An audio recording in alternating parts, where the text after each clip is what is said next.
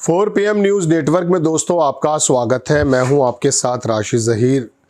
राहुल गांधी का जिक्र, मोदी जी का जिक्र ज़माने से चल रहा है। इस बीच आपने स्टालिन की खबरें सुनी हैं या ममता बनर्जी की? केजरीवाल बड़े लाइमलाइट में रहते थे, अखिलेश यादव की इक्का दुक्का खबरें तो सुनने को मिली हैं।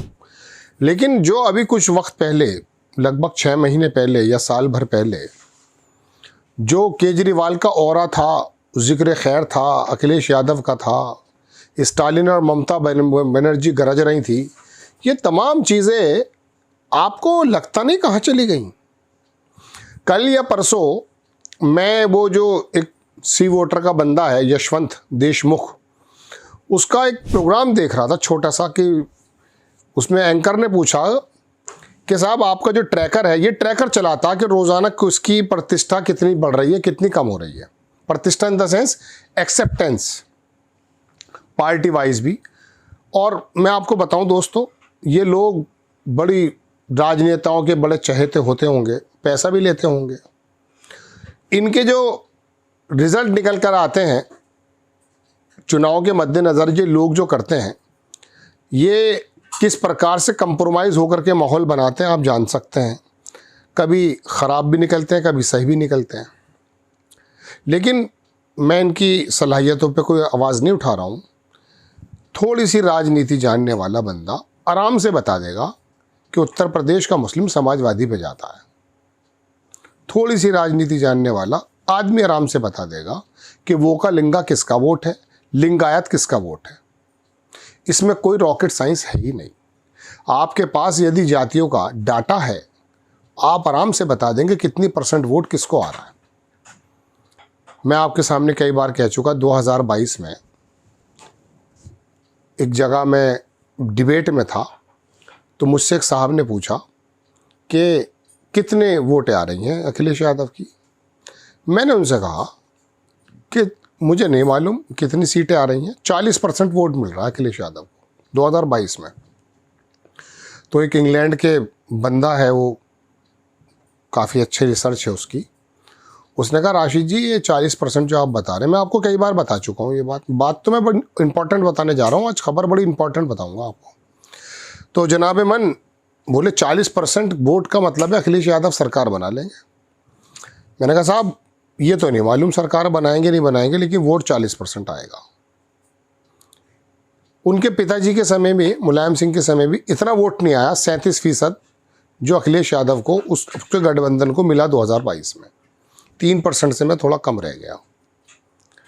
तो बहरहाल एक अलग मसला है। तो ये कोई आराम से बता दिया मैंने कि 19-20% मुस्लिम है, ये 14 बताते हैं, लेकिन हमें दूसरा 8-7% यादव है। और कुछ उन्होंने जो जातीय समीकरण बनाया था, सुहेल देव पार्टी थी, ये सारी उनके साथ ही थी उस समय। तो दोस्तों बहरहाल मैं अपनी बात पर आता हूँ। तो ये उसने कहा कि वो राहुल गांधी की जो लोकप्रियता है वो बढ़ गई है, 10% बढ़ गई है पिछले महीने। सब पता नहीं कौन सा ट्रैकर इसके पास था। मतलब मोदी जी से तो अब भी पीछे है, मोदी जी से आगे नहीं बताएंगे ये आपको। जबकि मैं आपको बताऊं तो मोदी जी का ऑरा राहुल गांधी की बात में बड़ा ज़मीन आसमान का फ़र्क है। अब वो मसले चले गए दूसरे, लेकिन अब वो क्या कर सकता है, उसे तो अपनी नौकरी भी बजानी है, सारे काम करने हैं। अगर मुझे दिख जाता तो मैं आपको दिखा दूंगा कि वो उसने कहा था।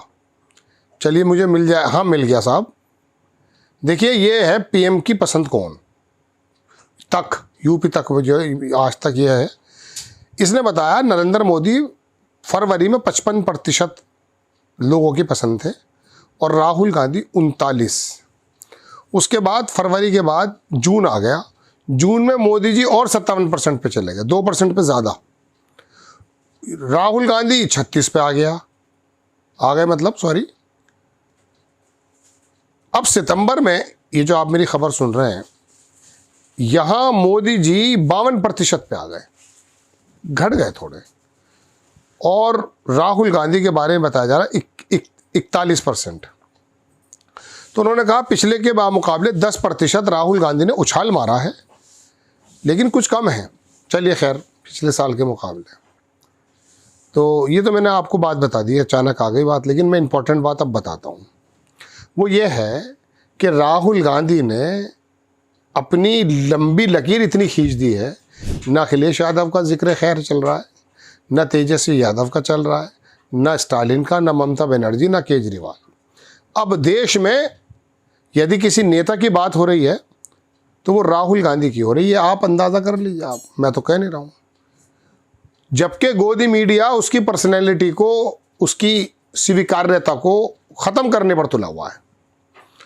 मोदी जी अपनी जगह हैं या नहीं उसको छोड़ दीजिए, लेकिन मोदी जी के से ज़्यादा जिक्र यदि किसी का है, चलिए मैं कह रहा हूँ बराबर का या मोदी जी के बाद का ही जिक्र अगर किसी का है तो अब अखिलेश यादव का नहीं है, तेजस इन लोगों का नहीं है। अब हम तो मायावती का तो पहले ख़त्म था, राहुल गांधी का जिक्र है। ये किस बात की अलामत है? एक तो इसने कहा कि 10% जो है वो ओरा बढ़ गया है प्रधानमंत्री बनने के लेवल में, राहुल गांधी ज़्यादा एक्सेप्टेबल हो गए हैं।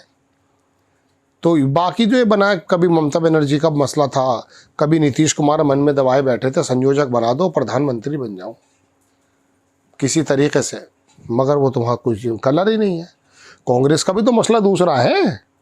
अभी वो जयराम रमेश पिछली वाली यात्रा में एक जगह तो राहुल गांधी को मैं कहता हूँ लिटरली डांट सा दिया।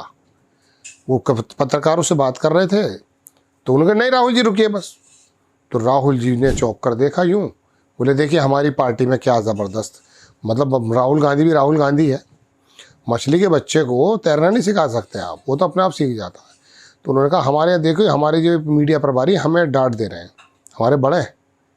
बाद में अब उनको बाहर करने का रास्ता बीजेपी का राजगोपालन है, वो बीजेपी की ही सपने देखता रहता है, आता है एक चैनल पे। अब ये यूट्यूब चैनल पे तो भारतीय जनता पार्टी वाले आ गए हैं इसमें, और आरएसएस के लोग। उन्हें लगा कि राशिद ज़हीर बहुत चीख रहा है, 4PM बहुत चल रहा है, इतने करोड़ लोग देख रहे हैं, हम भी आएंगे। तो वो बता रहा है कि वो नई बात है। खैर, तो रमेश जी को बाहर तो ये, लेकिन मैं बहरहाल राहुल गांधी के बारे में बता रहा हूँ आपको। सारे नेता एक धोरे से, एक आम बात है, एक धोरे से सबको साइड में लगा दिया राहुल गांधी ने। राहुल गांधी ने किया क्या ऐसा? कुछ भी तो नहीं किया। सच्चाई का परचम बुलंद करके पकड़ा हुआ था बस, और कुछ नहीं। झूठ नहीं, जातिवाद नहीं, हिंदू मुस्लिम नहीं, धर्म नहीं, आम आदमी की बात कर रहा था। जियोपॉलिटिक्स के मद्देनज़र, भीड़, महंगाई और नौकरी के मद्देनज़र थपेड़े पड़ रहे थे हमारे पर। हम क्या करते? बिल बिलाते हुए राहुल गांधी की तरफ जा रहे हैं। प्लान पूछ लो पहले। मोदी जी ने गुजरात का एक किसी तरीके से मॉडल रख के बताया था आपको 15 लाख आ जाएंगे। राहुल गांधी का भी प्लान सुन लेना पहले। कभी राहुल गांधी को फिर 5 साल बाद प्रधानमंत्री बताकर कहो कि मेरी छत पे तो हेलीकॉप्टर नहीं उतरा, मेरे घर के दरवाजे पे तो मेट्रो नहीं खुल रही है, ऐसे भी कहेंगे। होता यही है। इतना शानदार काम किया अशोक गहलोत ने राजस्थान में, 5 लाख मिल रहे थे, उनने 25 लाख कर दिए। वो छत्तीसगढ़ वाला, छत्तीसगढ़िया सबसे बढ़िया, ये बात चल रही थी, हरा दिया आपने। अब ईवीएम था क्या था गॉड नोज। लेकिन बहरहाल राहुल गांधी ने मोदी जी के अलावा विपक्ष के नेताओं को भी ऑटोमेटिकली बिठा दिया साइड में। जय हिंद।